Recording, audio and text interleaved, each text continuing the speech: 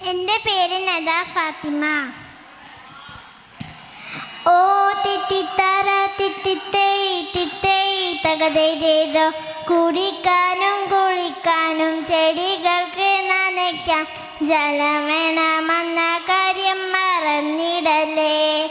ഓ തിത്തിത്തറ തിത്തിത്തൈ തിത്തൈ തകതേതോ, മാനും മീനും പൈക്കിടാവും പാട്ടുപാടും പൂങ്കുയിലും പുല്ലും നെല്ലും പുലർന്നിടാൻ കുളിനീർ വേണം.